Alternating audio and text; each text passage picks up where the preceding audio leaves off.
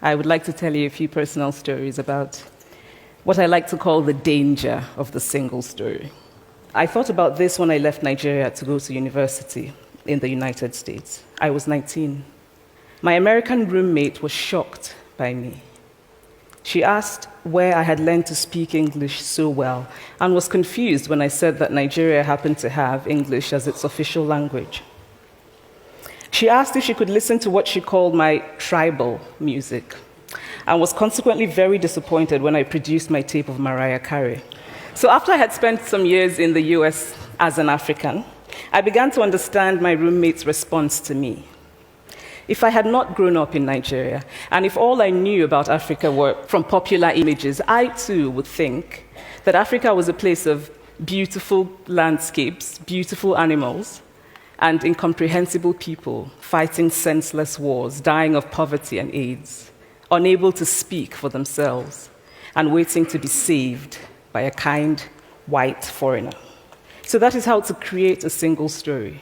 Show a people as one thing, as only one thing, over and over again, and that is what they become. I recently spoke at a university where a student told me that it was such a shame that Nigerian men were physical abusers like the father character in my novel. I told him that I had just read a novel called American Psycho, and that it was such a shame that young Americans were serial murderers. It would never have occurred to me to think that just because I had read a novel in which a character was a serial killer, that he was somehow representative of all Americans. And now this is not because I'm a better person than that student, but because of America's cultural and economic power, I had many stories of America. I had read Thailand, Updike, and Steinbeck, and Gateskill.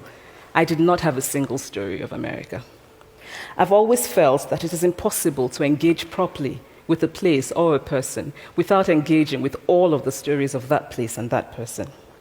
The consequence of the single story is this: it robs people of dignity. It makes our recognition of our equal humanity difficult. It emphasizes how we are different rather than how we are similar. Stories matter. Many stories matter. Stories have been used to dispossess and to malign, but stories can also be used to empower and to humanize. Stories can break the dignity of a people, but stories can also repair that broken dignity.